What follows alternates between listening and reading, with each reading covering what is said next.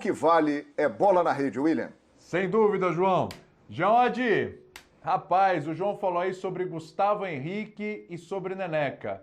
Isso me remete a erros individuais, que o Domi já tinha falado sobre isso, né? Hoje o Flamengo foi vítima de erros individuais. Tudo bem com você, Jean? Bem, boa noite, William. Boa noite, João, Birner, Bertozzi, fã de esporte. Muito claramente foi erro, né? Principalmente o erro individual aí do Hugo, né? Nesse segundo gol do São Paulo. Mas acho que erros individuais à parte, a gente tem que dividir o jogo em dois, né? Porque no primeiro tempo o jogo acho que saiu barato para o São Paulo. O São Paulo poderia ter ido para o intervalo perdendo, né? O Flamengo, como disse o João, marcando muito alto com uma intensidade que a gente não via há um bom tempo, né? Chamou muito a atenção essa diferença de intensidade na marcação no primeiro tempo, e como o time também recuava na hora que o São Paulo tinha posse de bola, então tinha linhas mais próximas ali, impedindo o time adversário de criar. Isso foi muito claro no primeiro tempo, e o São Paulo errou muito na saída de bola, e não é erro que você bota a culpa no Diniz, não, porque eram erros individuais, dos jogadores que tentavam sair, não era o dinizismo, não era troca de passe curta lá atrás, não. Eram erros individuais de jogadores que tentavam sair driblando ali e perdiam a bola, e o Flamengo criou muita chance assim, poderia ter vencido no primeiro tempo. Não venceu, o segundo tempo mudou completamente. E aí eu acho que assim, no segundo tempo o São Paulo teve o mérito, né? Claro que dizer que mereceu a vitória pelo número de chances criadas, acho que não condiz com a realidade pelo que houve no primeiro tempo. Só que no segundo tempo o São Paulo se comportou como aquilo que ele é, um gigante do futebol brasileiro, um time que quer ser campeão da Copa do Brasil, né? Claro que a gente nem sabe se ele ia recuar depois de ter feito 1-0, se ia de repente ter uma postura mais parecida com a postura do Atlético Mineiro, porque não deu tempo, né? Na verdade o Flamengo empatou na sequência, mas mesmo com 1-1 no placar, o São Paulo continuou buscando o jogo, correndo riscos inclusive, porque, né, dava espaço para a velocidade dos atacantes do Flamengo, e acabou conseguindo, encontrando o gol na pressão ali em cima, né? Na pressão em cima do Hugo. Então acho que assim, o São Paulo tem muitos méritos pela maneira como se comportou. Do lado do Flamengo, a gente viu, estou plenamente de acordo com o João, um Flamengo diferente, um Flamengo marcando mais alto, marcando com mais intensidade, mas um Flamengo que acabou errando, né? E as escolhas do Rogério Ceni, que não eram nada populares, né? Manter o Gustavo Henrique lá atrás, tirar o Hugo para colocar o Diego Alves, principalmente essa segunda, acabou se mostrando uma escolha acertada, já que o segundo gol saiu da maneira que saiu. É verdade. O Vitor Birner, o Geode falou aí a palavra dinizismo, né? E assim, eu estava até compartilhando com vocês, temos alguns companheiros são paulinos, e o São Paulo ganhou o jogo de 2-1 no Maracanã do Flamengo, na estreia do Rogério Ceni, tem uma série de coisas aí. Claro, não foi um jogo incrível do São Paulo, teve erros mesmo, situações em que o São Paulo forneceu ao Flamengo todas as condições para que o Flamengo marcasse, tivesse já saído vitorioso no primeiro tempo, entre outras coisas. Mas assim, o São Paulino sai do jogo de hoje, imagino, eu deveria sair feliz da vida, até esperançoso. Ou não, Vitor Birner, ou esse pessoal aqui tá certo, porque na opinião dele parece que foi 3-0 pro Flamengo. Bom, William, boa noite para você, boa noite aos colegas, aos fãs e às fãs do esporte.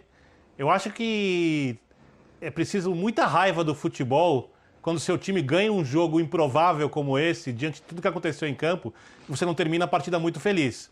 Eu acho que no final das contas, apesar do Flamengo no jogo que vem...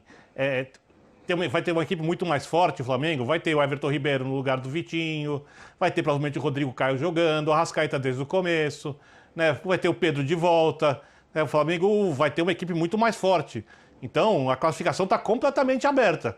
Só que se a chance do São Paulo era X antes do confronto começar, de se classificar, a chance é um pouco maior. Eu acho que então a torcida termina muito feliz com o resultado, mas incomodada se tiver frieza para analisar os erros do São Paulo. Eu nunca vi o São Paulo com o Diniz errar tanta saída de bola como hoje, como disse o Jean, por erros individuais. O Bruno Alves entregou 3 gols para o Flamengo, o Diego entregou 1. O Flamengo não fez nenhum desses. Teve um erro do Luan, o Flamengo não aproveitou. O Flamengo teve um erro de saída de bola e o São Paulo aproveitou. E isso é o futebol. Isso é mérito, porque o jogo começa na saída de bola e termina na finalização. Se você erra a finalização, você não merece o resultado, apesar de ter criado muito mais chances para ganhar. O primeiro tempo, só o Flamengo jogou. No segundo tempo, eu até achei que o Rogério foi um pouco mais conservador, porque eu só discordo um pouquinho na crítica ao Gustavo. Eu concordo com que ele é lento, mas o Sara começou a achar algum espaço ali. Tanto é que quando ele tira o Gabigol, ele abre o Thiago Maia na esquerda para fechar o espaço e não deixar o Sara jogar. Porque o São Paulo ali estava começando a construir as jogadas. E o passe do Sara para o gol do Brenner é um golaço. É um passe na medida e uma finalização perfeita de um time que não tinha criado absolutamente nada na partida.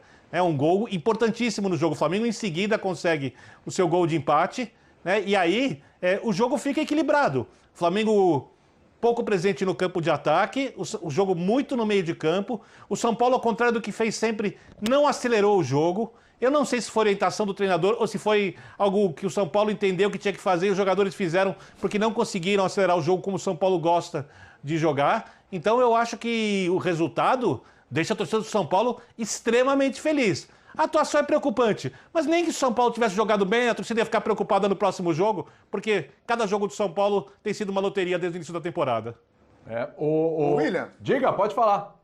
Não, só para acrescentar aí ao que disse o Vitor, a minha crítica ali ao Gustavo Henrique, é claro que não é só ele o culpado, não. Eu acho que ele é o menos culpado, porque foi um dos poucos momentos do jogo que ali no meio-campo o São Paulo teve algum espaço para criar, para enfiar essa bola. O William Arão, o Gerson estavam desempenhando muito bem esse papel, mas em um momento de desatenção, né, abriu-se esse espaço e o São Paulo aproveitou muito bem. E aí ficou exposto o Gustavo Henrique, que não é um jogador de muita velocidade, e nas costas dele o Brenner conseguiu fazer o gol. Sem dúvida. Tinha uma perguntinha aí no ar, ô Bertozzi. Assim, o Flamengo foi bem ou o São Paulo ajudou? Responda essa pergunta, por favor. Ô William, eu sempre parto do pressuposto, que é óbvio, mas é sempre bom lembrar que o jogo de futebol tem dois times em campo, né? E quando um time erra, você tem que entender o contexto do erro, se ele é um erro evitável ou se ele é um erro forçado. Então, concordo com o Birner, o São Paulo errou acima da média, nem sempre forçado, mas às vezes com mérito no Flamengo. O Flamengo conseguiu executar muito bem a pressão, especialmente no primeiro tempo, né? E acho que a grande diferença pode ser dos jogadores comprarem um pouco mais o discurso. As matérias que se fizeram sobre o fim da era Domi já falavam de um discurso que não chegava mais ao coração dos jogadores, vamos dizer assim, né? Então eles pareciam comprar muito mais a ideia que foi passada para eles em relação à estratégia para hoje. Não tinha muito tempo para ser passada essa ideia, né? Um par de treinos e muita conversa, muita orientação e muita motivação. Mas sim, o Flamengo conseguiu dificultar muito a saída do São Paulo. É um jogo curioso, né? Porque ele tem o último gol dele é um erro crasso, porque assim, eu já vi muita gente demonizar o modelo, mas em nenhum modelo o técnico pede ao goleiro que drible o atacante. Não, ao goleiro é pedido que tome uma boa decisão para que, se possível, o time mantenha a bola e não rife, não devolva para o adversário. Mas ali ele tinha algumas opções para fazer isso, né? Ou a mais extrema, que seria se livrar da bola, mas tentar fazer o passe para o outro lado, devolver, porque ele não estava totalmente pressionado no momento. Aí a questão da falta de habilidade, né? Você vê que ele tem que girar o corpo, posicionar o pé bom, e ali aí quando ele consegue fazer isso, ele já tá com o Brenner em cima dele, aí ele toma a decisão errada, sofre o drible, e ele vai ter que trabalhar nisso, porque, digo sempre, o jogo com os pés em 2020 não é um acessório, não é um opcional, não é você ter um carro com ar-condicionado ou não. Isso já tem que vir de fábrica hoje. Então, se não veio, isso tem que ser trabalhado. Ele vai ter que trabalhar, vai ter que treinar. E acho que ele tem hoje no comando do Flamengo um dos melhores ou o melhor para orientá-lo em relação a isso. Então, o que ele precisa agora, e ele vai ter, me parece, é apoio, incentivo, compreensão e treino, porque vai ser uma situação que vai se repetir para ele ao longo de toda a carreira. Ele vai receber bolas recuadas com mais ou menos pressão e ele vai ter que tomar a melhor decisão. Hoje ele tomou uma péssima decisão, sofreu o gol, isso faz parte da vida de qualquer goleiro, de grandes goleiros da história do futebol, ele não está sozinho nessa lista. E os outros dois gols são gols que começam no goleiro. né? Olha que coisa interessante. O gol do São Paulo começa no pé do Volpi, o São Paulo faz o gol e depois tem a saída de bola com o Gabigol, a bola volta lá no Diego e sai de pé em pé. O único jogador do São Paulo entre o pontapé inicial e o gol que toca na bola é o Bruno Alves tentando fazer ali um corte, a bola segue, cai para o Bruno Henrique, cai no Gabigol, o Diego está mal posicionado e o São Paulo empata. Então, assim, eu acho que a gente tem que compreender o risco como algo que existe, que vai se pagar a médio e longo prazo, e eu acredito firmemente nisso, o que eu acho que não absolve o São Paulo da quantidade de erros que cometeu hoje, que foi acima da média e que poderia custar mais caro. Mas tá liberado o torcedor curtir o resultado, gente? Pode, né? Tá definido aí. Deve, né? Pode curtir, tá liberado. Pode.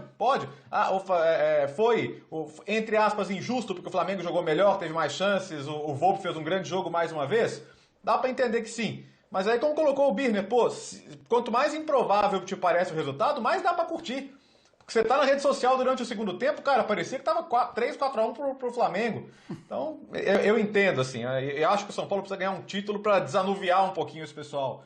Mas curtir um pouquinho mais, tem um time do outro lado, é o Flamengo, pô. O Flamengo é bom pra caramba, o Flamengo tem o melhor elenco do Brasil, tem jogadores bons. Ele vai te colocar em dificuldade. Você vai errar contra o Flamengo. É difícil não errar contra o Flamengo no Maracanã também. Então, dá pra curtir um pouquinho, assim.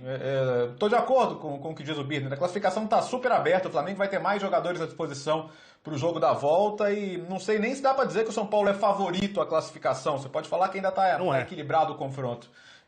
Mas dá pra curtir um pouquinho, gente. Pelo menos hoje, dá pra curtir um pouquinho. Não tem? Quem falou que não é, Birner? Até o próximo jogo. Você falou que não é, Birner? Nem um pouquinho por causa dessa vantagem numérica aí do placar? Nem um pouco? Mas nem um pouquinho. Nem um pouquinho. É mesmo? Assim, tem uma situação que é muito clara. Eu acho que o flamenguista sabe e o São Paulino sabe também. O Flamengo é melhor que o São Paulo, por mais que os resultados não tenham mostrado isso. O Flamengo tem mais jogadores, tem mais qualidade, tem um time mais rodado, tem enorme pressão, mas é um time que vem de uma temporada vitoriosa, ao contrário do São Paulo, que vem de uma temporada de fracassos. O Flamengo não acumulou derrotas nessa temporada que tornem a pressão do tamanho da pressão do São Paulo. O Flamengo ganhou o estadual, a Taça de Gelo, mas ganhou. Não perdeu de um time minúsculo. O Flamengo está na Libertadores, o São Paulo foi eliminado. Não dá para comparar um time com o outro. E o São Paulo tem conseguido feitos diante do Flamengo. Então, o São Paulo terá um time mais forte que o São Paulo num estádio sem torcida, o São Paulo com todos os seus fantasmas para lidar na próxima quarta-feira. Então não dá para dizer que o São Paulo é favorito de forma alguma. E eu queria colocar só duas coisas. Uma sobre a saída de jogo. Ou o Hugo o Neneca aprende a sair com os pés, ou ele não vai jogar com o Rogério, nem nessa temporada, nem na outra. A não ser que o Diego Alves... Pra mim, o Diego titular tem a ver com isso já. Aliás, o Rogério... Esse é outro ponto que eu quero. O Rogério foi muito inteligente na maneira de armar o time. Ele privilegiou os jogadores mais experientes, que é uma coisa da escola dele, que é uma escola do Muricy, né? Porque ele sempre fala que o Osório mudou o jeito dele ver o futebol, que ele viu uma coisa diferente. Mas hoje ele foi muito mais de uma escola Muricy, adaptada ao futebol atual. Ele aproximou o Bruno Henrique do Gabigol, armou um 4-4-2, Vitinho e Michel pelos lados, Vitinho na direita, Michel do outro, com os dois volantes por dentro, com o Gerson podendo sair um pouco mais. Colocou os zagueiros mais experientes que tinha na frente do goleiro e não tinha os seus laterais principais. E aí, por isso, colocou os jogadores mais rodados. Ele armou o time como ele arma o Fortaleza, e de um jeito que não é igual ao jeito do Jorge Jesus, porém é mais próximo do que o Jorge Jesus fazia, principalmente com essa aproximação dos jogadores de frente, do que o Domi vinha fazendo. E outra coisa que é curioso, que vale chamar atenção na marcação adiantada do Rogério, ele não pressiona o goleiro. Ele força, ele sabe que o São Paulo vai entregar a bola para algum jogador sair jogando, e a partir de um certo momento do campo ele faz a pressão intensa. Por quê? Porque ele quer que um jogador do São Paulo receba a bola ali. Não é aquela pressão frenética que estão os 11 abafando, inclusive abafando a saída do Thiago Volpi. Então são coisas que a gente já viu no Fortaleza, que ele está trazendo para o Flamengo, e com o tempo ele vai aprimorar. Ô João, você acha que o Rogério Ceni de alguma forma errou na escalação do Flamengo? Porque quando saiu a escalação já tivemos cornetas, né? Algumas cornetas e tal, redes sociais. Errou ou não? Em algumas coisas assim, por exemplo, eu não teria escalado o Gustavo Henrique.